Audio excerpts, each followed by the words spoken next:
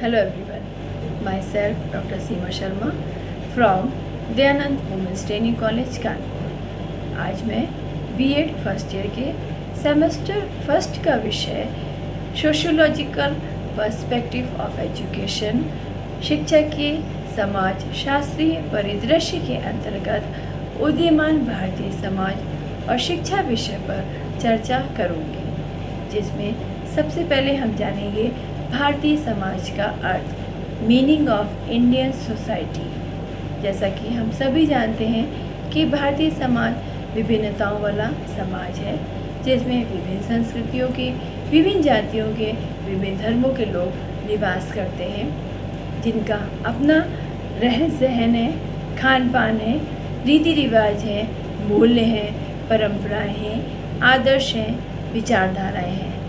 विचारधाराओं के विषय में हम देखें तो भारतीय समाज में दो विचारधारा के लोग हमें विशेषता दिखाई पड़ते हैं, एक कट्टरवादी विचारधारा की और दूसरे उदारवादी विचारधारा की। भारतीय समाज के विषय में कट्टरपंथियों तथा उदारवादियों के भिन्न भिन्न मत हैं। कट्टरपंथी भारत की मूल संस्कृति के लोगों को ही भारतीय समाज मानते हैं, वहीं उदारवादी विचारधारा के लोग विदेशी संस्कृति के लोगों को भी भारत में जो निवास करते हैं उन्हें भारतीय समाज का सदस्य मानते हैं। इस प्रकार से यदि हम देखें तो हमारा देश एक लोकतंत्र देश है और एक लोकतंत्र के देश की सबसे बड़ी विशेषता यही है कि वहाँ पर एक लोकतंत्र देश में किसी भी व्यक्ति के साथ जाति, धर्म व संस्कृति के आधार पर कोई भेदभाव नहीं किया जाता है।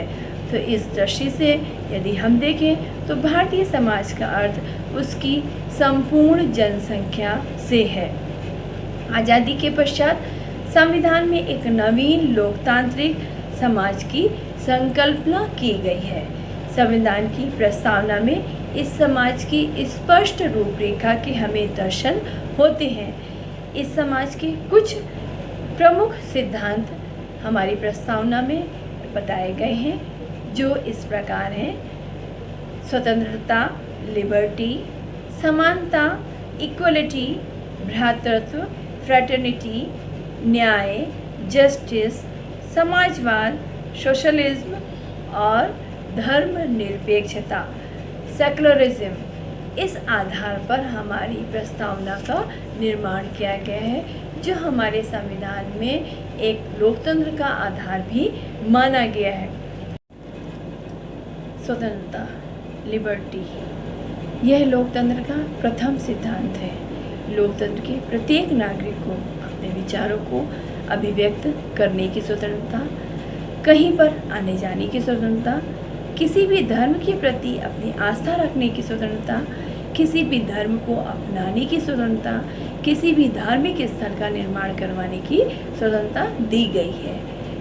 परंतु वर्तमान परिदृश्य में हमें ये निरंतर दिखाई पड़ रहा है कि हम अपनी स्वतंत्रता का उपभोग न करके उसका दुरुपयोग करने हैं। हम अपने विचारों को इस प्रकार से अभिव्यक्त करते हैं जो दूसरों की भावनाओं को ठेस पहुंचाते हैं, जिससे उसका परिणाम यह होता है कि हमारे समाज की या हमारे राष्ट्र की जो व्यवस्था एक सुचारू रूप से चल रही होती है उस पर उसका प्रभाव पड़ता है और वो व्यवस्था अव्यवस्था में परिवर्तित हो जाती है, जिससे हमारे राष्ट्र की एकता पर भी, समाज की एकता पर भी प्रभाव पड़ता है।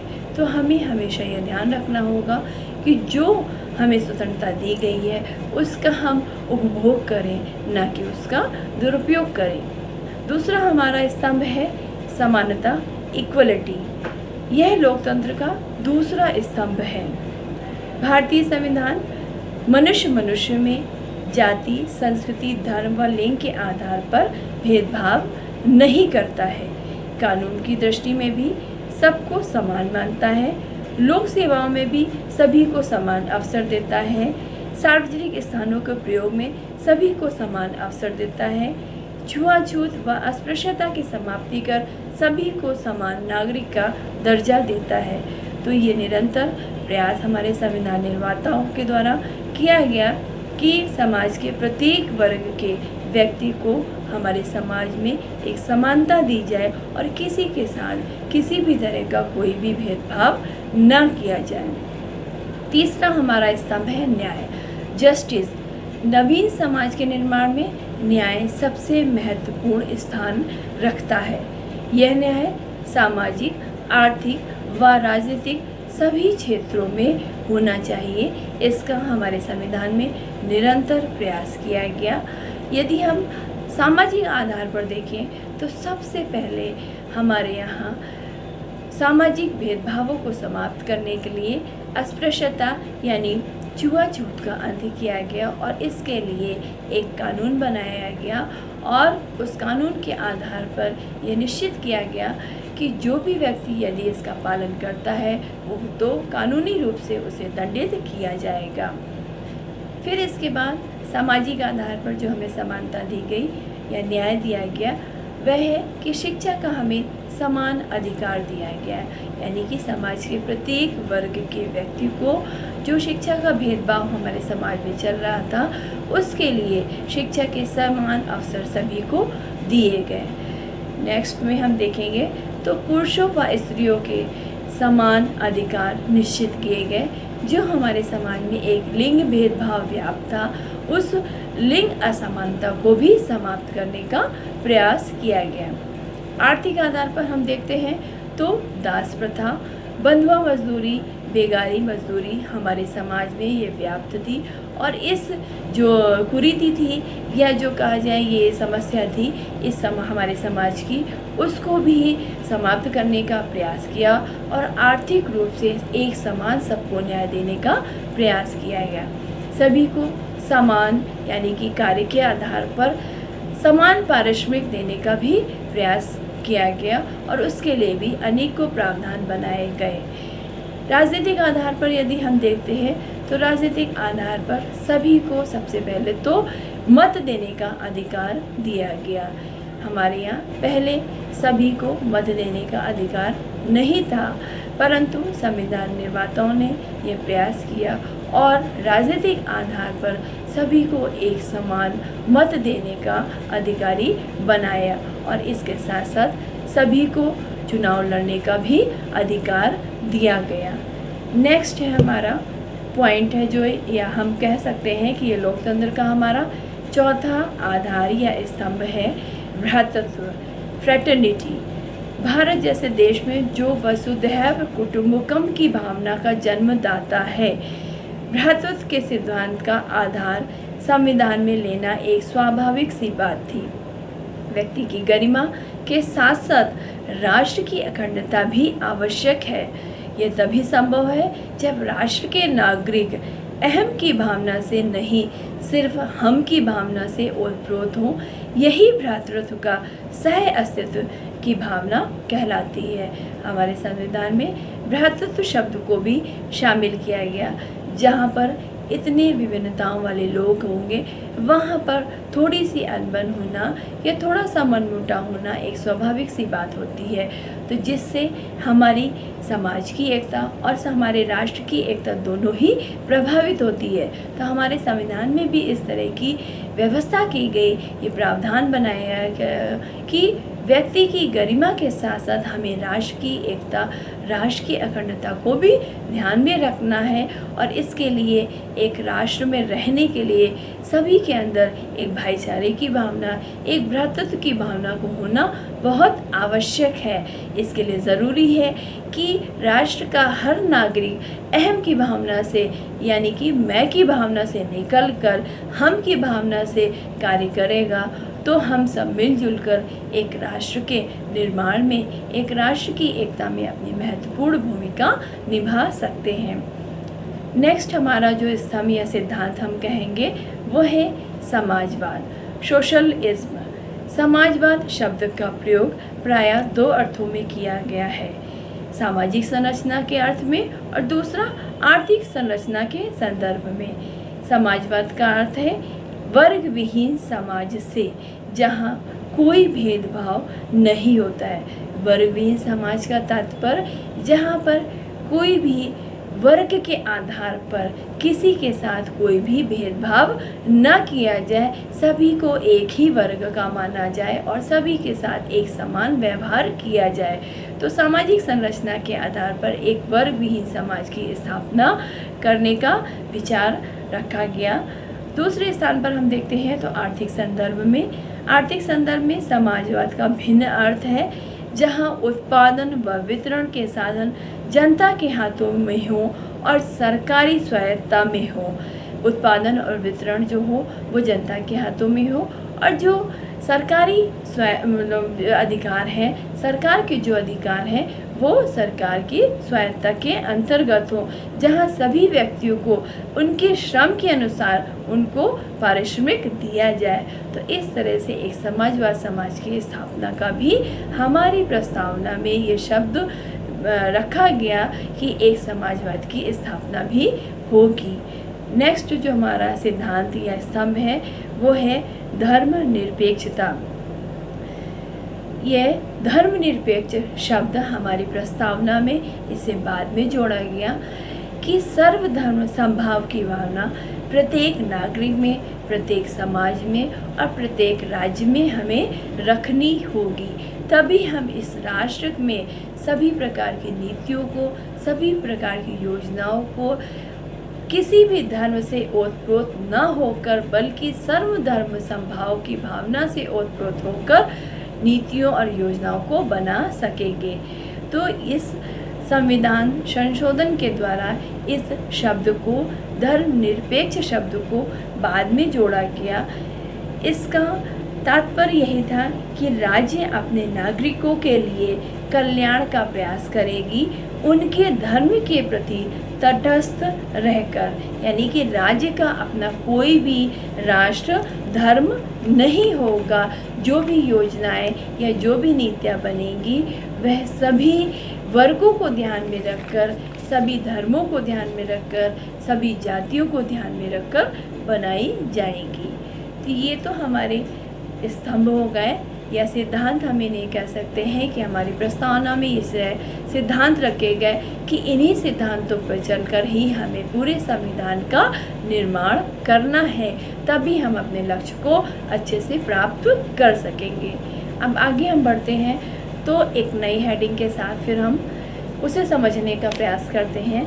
नव सामाजिक व्यवस्था के निर्माणक कारक, constituent factors of new social order, यानी कि एक नई सामाजिक जो व्यवस्था बनाई जा रही थी उसके निर्माणक कारक क्या क्या थे।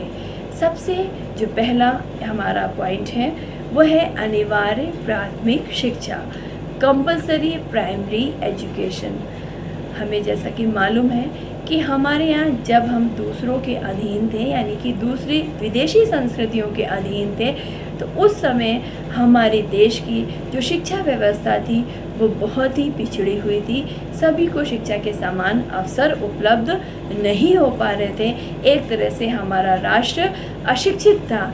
तो उस शिक्षा व्यवस्था को सुचारू रूप से चलाने के लिए, उसे सुदृढ़ बनाने के लिए सबसे पहले अनिवार्य प्राथमिक शिक्षा के विषय में विचार किया गया कि हमें अपने समाज में, अपने राष्ट्र में इस मिशन को लेकर चलना होगा, अनिवार्य प्राथमिक शिक्षा के कार्यक्रम को। तभी हम अपने समाज को और अपने राष्ट्र को आगे ले जा सकेंगे और दूसरे देशों के साथ भी हम अपना एक मुकाम हासिल कर सकेंगे। तो इसके लिए सबसे पहले जो प्रावधान बनाया गया वो ये बनाया गया कि शिक्षा प्राप्त करना जन जन का एक मौलिक अधिकार होगा, यानी कि इसका हमें राइट दिया गया कि हमारा ये अधिकार है, यानी कि जन्मसिद्ध अधिकार है कि प्रत्येक व्यक्ति को शिक्षा मिलनी ही मिलनी चाहिए। इसके लिए हमारे यहाँ बहुत से ऐसी नई योजनाएं बनाई गई, बहुत सारी ऐसी नई नीतियाँ लाई गई। मिड डे मील लाया गया, छात्रों के लिए निःशुल्क पुस्तकें लाई गई, छात्रों को लिए छात्रवृत्ति की व्यवस्था करी गई। तो इस तरह के बहुत सारी नीतियाँ व योजनाएं लाई गई जिससे हम अनिवार्य प्राथमिक शिक्षा के लक्ष्य को अधिक से अधिक प्राप्त कर सकें। फिर दूसरा हमारा इसी का पॉइंट है अस्पृश्यता का निवारण, इरेडिकेशन ऑफ अनटचेबिलिटी।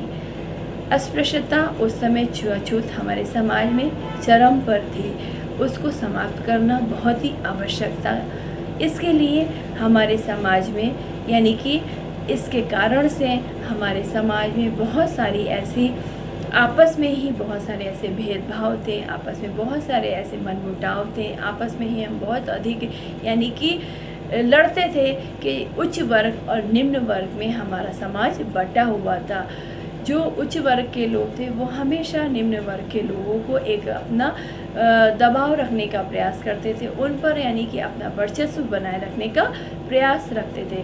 तो इस कारण से हमारे संविधान में ये एक प्रावधान लाया गया, एक कानून इसके लिए बनाया गया कि अस्पृश्यता को पूरी तरह से समाप्त किया जाता है। उसके लिए एक कानून के माध्यम से यदि कोई भी व्यक्ति इसका पालन करता है तो उसको दंडित किया जाएगा। तो इसके लिए हमारे संविधान निर्माताओं ने इस तथ्य को संज्ञान में लेकर संविधान की धारा 17 के अंतर्गत ये घोषणा की कि अस्पृश्यता समाप्त की जाती है और इसका किसी भी रूप में व्यवहार निषिद्ध है। अस्पृश्यता के कारण किसी प्रकार की अयोग्यता का पालन करना या प्रचलन कानून के अनुसार दंडनीय अपराध होगा। हमारे महात्मा गांधी ने इनके उत्थान के लिए अनेकों कार्य किए, अनेकों प्रयास किए। नेक्स्ट हमारा पॉइंट है अनुसूचित जातियों को समाज की मुख्य धारा में लाना, bringing scheduled caste in main stream of society. जैसा कि हमने पहले भी बताया कि उस समय हमारे समाज में ये कुरीति बहुत व्याप्त थी। हमारा समाज उच्च जाति और निम्न जाति में बटा हुआ था, तो इस कुरीति को हमें समाप्त करना था। इसके लिए हमें अनुसूचित जाति को समाज की मुख्य धारा से जोड़ना था। तो सबसे पहले तो हमने अनुसूचित जाति के लिए या हमारे संविधान निर्माताओं ने ये प्रयास किया कि अनुसूचित जातियों के लिए एक अच्छी शिक्षा की व्यवस्था की जाए, सभी को शिक्षा के एक समान अवसर दिए जाए और शिक्षा व्यवस्था में आरक्षण की व्यवस्था भी की गई। तो शिक्षा की व्यवस्था, आरक्षण की व्यवस्था ये हालांकि स्थायी नहीं थी। इसे 10 वर्ष के लिए लागू किया गया था, परंतु आज तक दुर्भाग्यवश राजनीतिक कारणों से समाज निरंतर बटा रहा है और आज भी बटा है और ये व्यवस्था आज भी समाप्त नहीं हो पाई। मगर उस समय ये व्यवस्था इसीलिए लाई गई थी कि जो हमारे समाज में पिछड़े वर्ग हैं, दलित वर्ग हैं, जिस पर किसी ने भी उस समय तक ध्यान नहीं दिया था, उनको बहुत सारे अधिकारों से वंचित रखा गया था, तो उन्हें भी समाज में हमें आगे लाना था, उन्हें भी हमें शिक्षित करना था। उनके लिए भी बहुत सारी हमें योजनाएं बनानी थी, बहुत सारी नीतियां बनानी थी। तो इसके लिए ये प्रावधान बनाया गया कि अनुसूचित जातियों को मुख्य धारा से जोड़ने के लिए समाज में अनेकों हमारे प्रावधान बनाए गए। फिर नेक्स्ट हमारा पॉइंट है पिछड़े समुदायों का विकास, development of backward communities. Backward communities भी हमारे समाज में बहुत थी, क्योंकि उस समय जो हमारे समाज की स्थिति थी, आज़ादी के समय कहा जाए तो उस समय हमारे समाज की स्थिति बहुत ही दयनीय थी, क्योंकि हमारे समाज की व्यवस्था पुरानी पहले से नहीं चली आ रही थी।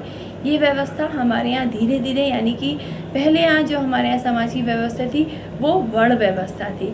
वर्ण के आधार पर हमारे समाज में कार्यों के आधार पर बंटवारा था। जिसने जिस कार्य को अपना लिया वो उसी वर्ण का कहलाने लगा। मगर फिर भी दुर्भाग्यवश धीरे धीरे ये वर्ण व्यवस्था जाति व्यवस्था में या वर्ग व्यवस्था में बदल दी गई और हमारे यहाँ ऊंच नीच का भेदभाव बहुत अधिक किया जाने लगा। तो इससे हमारी बहुत सी जातियाँ ऐसी थीं जो अनुसूचित जाति की श्रेणी में आ गई या पिछड़ी जाति की श्रेणी में आ गई और वो निरंतर पिछड़ती चली गई। तो इनके लिए भी हमारे संविधान में ये प्रावधान किया गया कि उन्हें सामाजिक, राजनीतिक, आर्थिक, शैक्षिक दृष्टि से पिछड़े वर्गों के लिए उनकी उन्नति के लिए विशेष प्रावधान करने का अधिकार बनाया गया और बहुत सारे ऐसे कानून बनाए गए कि उन्हें भी समाज की मुख्य धारा से जोड़ा जाए। फिर नेक्स्ट हमारा पॉइंट है सामाजिक स्तरीकरण में परिवर्तन, चेंज इन सोशल स्ट्रैटिफिकेशन। सामाजिक स्तरीकरण, जैसे कि उस समय व्यवस्था थी वैसा ही समाज का स्तरीकरण भी था, यानी कि समाज उच्च वर्ग और निम्न वर्ग में बटा हुआ था। उच्च वर्ग निरंतर अपना एक तरह से जो वर्चस्व था वो निम्न वर्ग पर बनाए हुए था, तो उनकी पहचान वैसे ही थी। तो इस स्तरीकरण में परिवर्तन के लिए भी हमारे संविधान में इस तरह का प्रावधान किया गया कि भारतीय समाज में जो उच्च व निम्न जातियों में बटा हुआ था, उच्च जातियां निम्न जातियों को अपने प्रभुत्व व नियंत्रण में रखे हुए थी।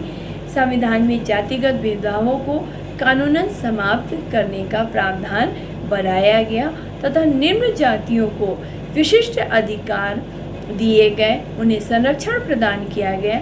अनेकों ऐसे कानून बने जो जाति के नियंत्रण को काटने में सफल हुए। राजनीतिक शक्ति दी गई, उन्हें आर्थिक शक्ति भी दी गई। अब व्यक्ति की पहचान, जब इस तरह का प्रावधान बनाया गया, बहुत सारे ऐसे कानून बनाए गए जो इन्हें काटने में सफल हुए, तो व्यक्ति की पहचान यानी कि समाज का जो स्तर उन्हें पहचानता था, समाज का जो लेवल उनका था, उनकी पहचान उनकी गुण के आधार पर, उनकी योग्यता के आधार पर, उनकी शिक्षा के आधार पर, उनकी आर्थिक स्तर के आधार पर, उनकी राजनीतिक शक्ति के आधार पर की जाने लगी। तो इस तरह से हमारी सामाजिक स्तरीकरण में भी परिवर्तन का प्रयास किया गया। नेक्स्ट है हमारा पंचायती राज।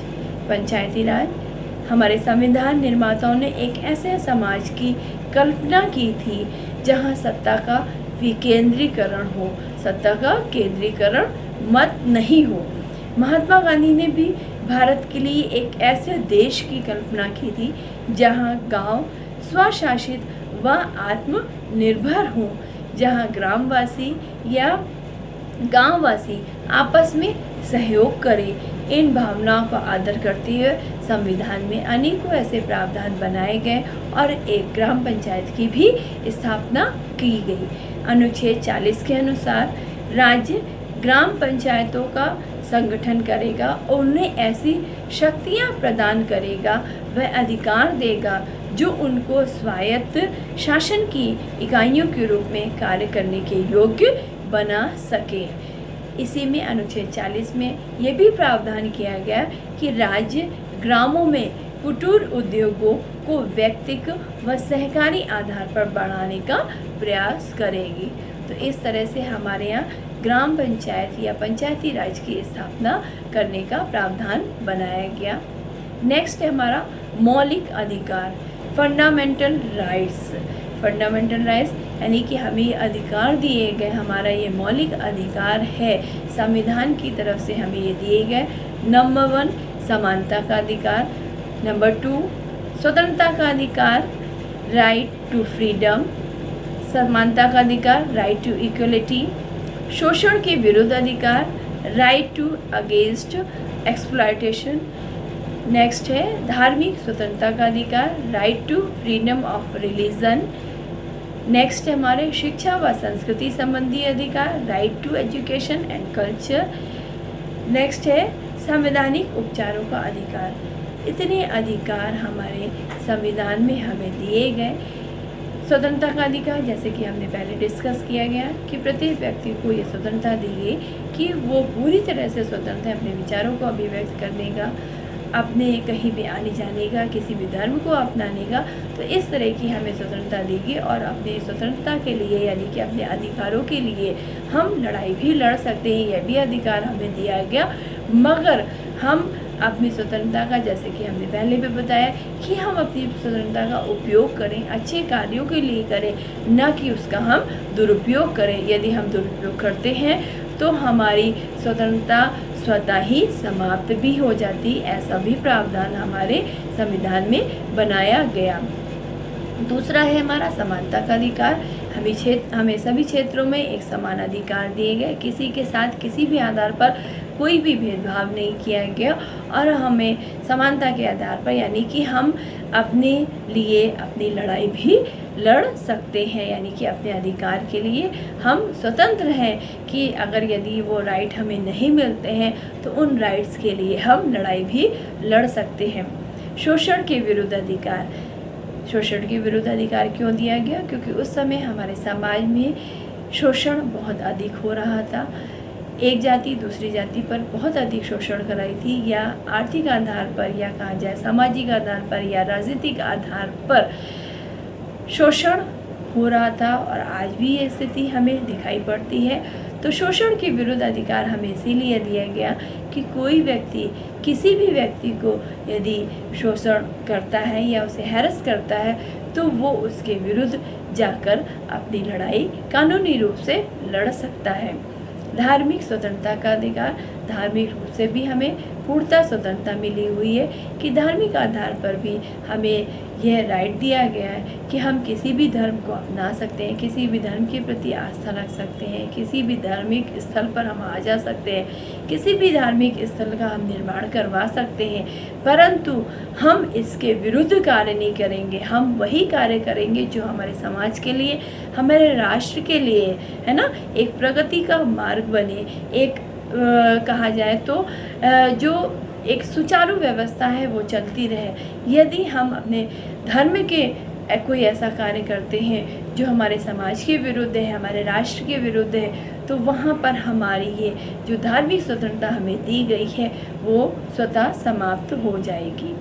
फिर नेक्स्ट हमारा शिक्षा व संस्कृति संबंधी अधिकार, right to education and right to culture.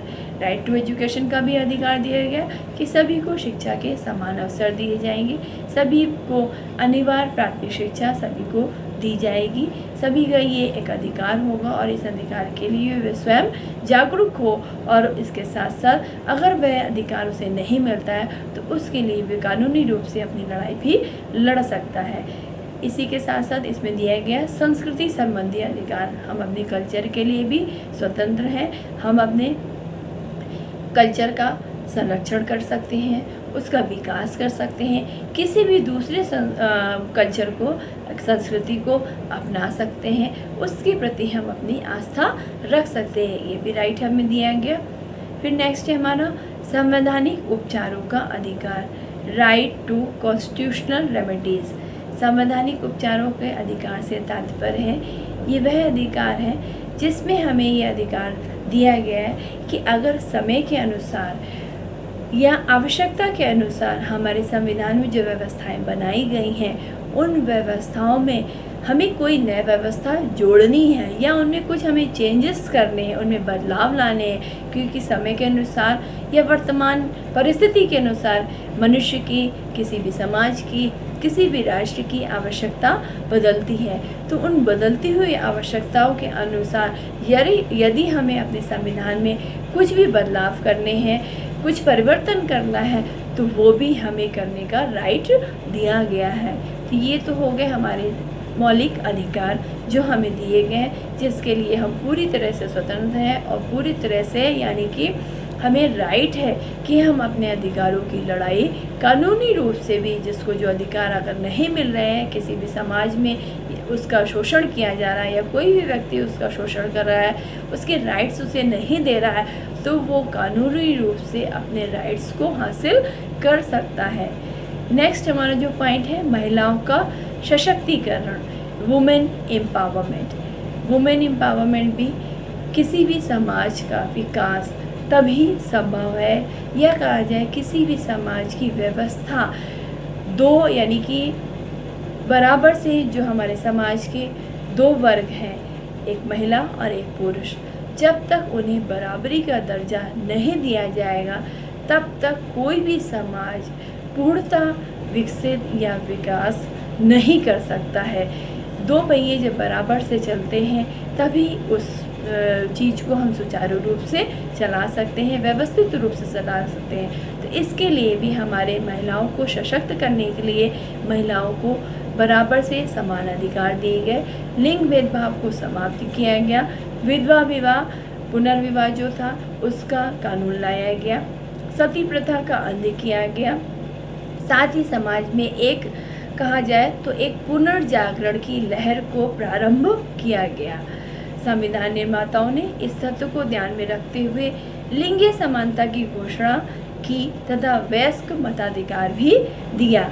विभिन्न कानूनों के द्वारा नारियों की स्थिति सुधारने का निरंतर प्रयास किया गया। इसके लिए नारियों के लिए यानी कि महिलाओं के लिए बहुत सारे ऐसे कानून बनाए गए कि उन्हें भी समाज में एक समान अधिकार दिया जाए। तो इसके लिए जो बहुत सारे ऐसे कानून बनाए गए उसमें से कुछ हम आपके सामने बताते हैं। उसमें हिंदुओं में नारी को उत्तराधिकार प्राप्त करने का अधिकार दिया गया। विवाह विच्छेद पश्चात भरण पोषण की वैधानिक व्यवस्था की गई। स्त्री को गोद लिए जाने का अधिकार दिया गया। दहेज प्रथा जो चल रही थी हमारे समाज में, उसके लिए दहेज नियंत्रण के लिए एक कानून बनाया गया। अनैतिक व्यापार दमन कानून का निर्माण किया गया। हाई स्कूल तक लड़कियों की शिक्षा निःशुल्क की गई।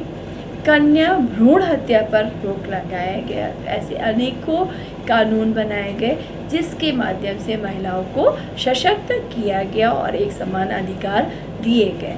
नेक्स्ट है हमारा मानवतावादी समाज, ह्यूमनिस्टिक सोसाइटी। भारत का भावी समाज मानवतावाद पर आधारित होना चाहिए, ऐसा मानना था आचार्य विनोबा भावे जी का।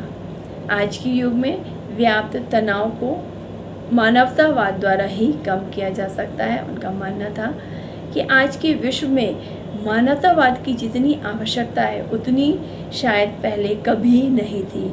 विनोबा जी ने विज्ञान का आध्यात्म के समन्वय हेतु विज्ञान की उपलब्धियों का मानव कल्याण हेतु उपयोग करने की बात कही।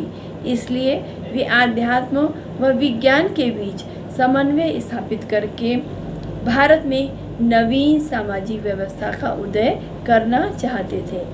नेक्स्ट हमारा जो पॉइंट है, बालिका शिक्षा को प्रोत्साहन, एनकरेजमेंट टू गर्ल्स एजुकेशन।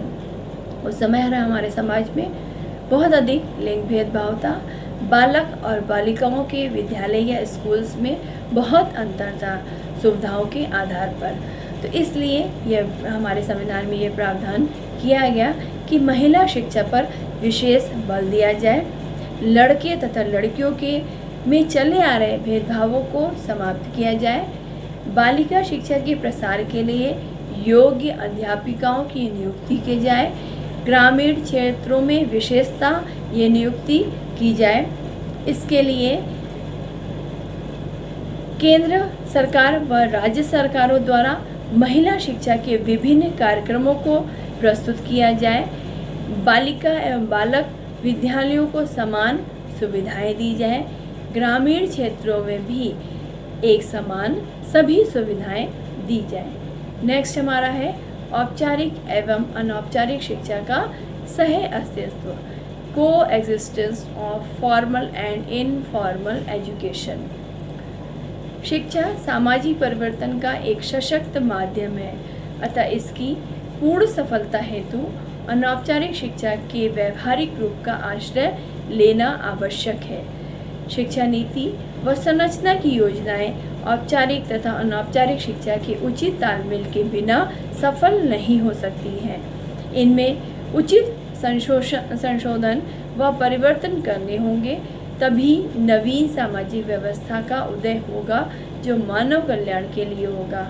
ऐसा हम सभी जानते हैं, किसी भी ये समाज को सशक्त बनाने में या किसी भी राष्ट्र के विकास में शिक्षा की एक अहम भूमिका होती है। जो समाज, जो राष्ट्र जितना अधिक शिक्षित होता है वह समाज और राष्ट्र उतनी ही तरक्की या विकास करता है। तो इसलिए हमारे समाज में, हमारे राष्ट्र में जो शिक्षा की व्यवस्था उस समय थी, उस शिक्षा व्यवस्था को सुदृढ़ बनाने के लिए औपचारिक शिक्षा के लक्ष्यों को जो रखा गया, उन लक्ष्यों के माध्यम से यानी कि औपचारिक शिक्षा के माध्यम से हम उस लक्ष्य को प्राप्त आसानी से नहीं कर सकते थे।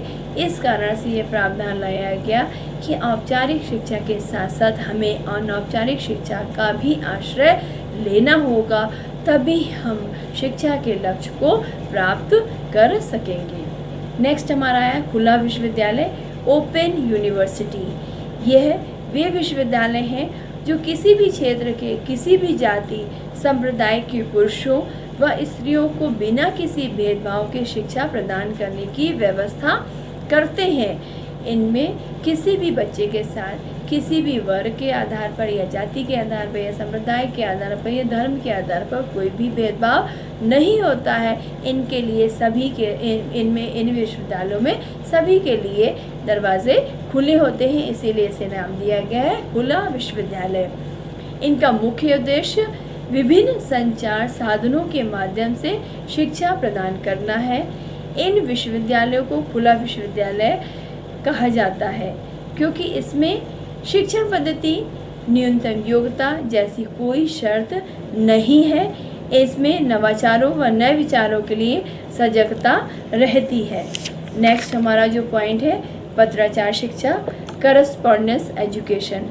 यह शिक्षा छात्रों को विद्यालय या विश्वविद्यालय तक न ले जाकर विद्यालय शिक्षा या विश्वविद्यालय शिक्षा को उन छात्रों के दरवाजे तक ले जाती है। पत्राचार शिक्षा के माध्यम से ऐसे बच्चे जो किसी कारण से विद्यालय या विश्वविद्यालय तक नहीं पहुंच सकते, ऐसी बहुत सारी परिस्थितियां होती हैं, कभी कभी ऐसे हमारे सामने कुछ भौगोलिक परिस्थितियां भी होती हैं, तो जिस कारण से हम विश्वविद्यालय या विद्यालय तक नहीं पहुंच पाते हैं, इस कारण से इस पत्राचार शिक्षा के माध्यम से उन बच्चों तक विद्यालय उनके दरवाजे तक पहुंचाए जाते हैं और उन्हें शिक्षित किया जाता है।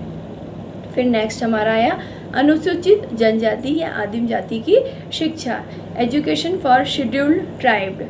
ऐसे लोगों को भी समाज की मुख्य धारा से जोड़ने के लिए हमारे संविधान में बहुत सारे प्रावधान किए गए, क्योंकि ये समाज भी बहुत अधिक उस समय पिछड़ा हुआ था और इनकी शिक्षा की व्यवस्था कोई ऐसी सुव्यवस्थित नहीं थी। ये समाज और भी अधिक, यानी कि जो हमारा अनुसूचित जाति जो हमारी थी उनसे भी अधिक ये अनुसूचित जनजातियाँ या आदिम जातियाँ पिछड़ी हुई थी। तो इन्हें भी आगे लाने के लिए, इन्हें भी शिक्षित करने के लिए, इन्हें भी समान अधिकार देने के लिए, इन्हें भी सभी तरह की सभी सुविधाएँ देने के लिए इनके लिए बहुत सारे हमारे संविधान में प्रावधान किए गए, जिसमें यह प्रावधान आपके सामने है। उन्हीं की प्रादेशिक भाषा में शिक्षित किया जाए, ये प्रावधान बनाया है कि उन्हें जो भी शिक्षा दी जाए उन्हीं की प्रादेशिक भाषा में दी जाए। कार्यक्रम भी जो करवाए जाए वो भी आदिम जनजीवन के हिसाब से, उनके वातावरण के अनुकूल ही उनके साथ कार्यक्रम उनके जो भी हैं वो करवाए जाए। माध्यमिक स्तर पर स्कूलों, हॉस्टल सुविधाओं, छात्रवृत्तियों का विस्तार किया जाए। आदिम जातियों क्षेत्रों में काम कर रहे जो गैर सरकारी संगठन हैं उनको प्रोत्साहित किया जाए कि वे इन क्षेत्रों में या इन विद्यालयों में या इन स्कूलों के बच्चों के लिए कार्य करें। सरकारी पदों में विशेष अधिकारी बनाए जाने चाहिए जिनका उद्देश्य आदिम जाति क्षेत्रों में काम के लिए व्यक्तियों का चयन होना चाहिए। इनका वेतन इतना होना चाहिए कि वे दूसरे व्यक्तियों को आकर्षित कर सके। इन जातीय लोगों में से होनहार जो युवा व्यक्ति हैं उन्हें भी प्रोत्साहित किया जाए कि वे इनके क्षेत्र में जाकर इस तरह के कार्य करें। इन्हें भी समाज की जो भी सुविधाएं दी जा रही हैं उनसे उन्हें अवगत कराएं और उन्हें प्रोत्साहित करें। फिर हमारा आया नवोदय विद्यालय।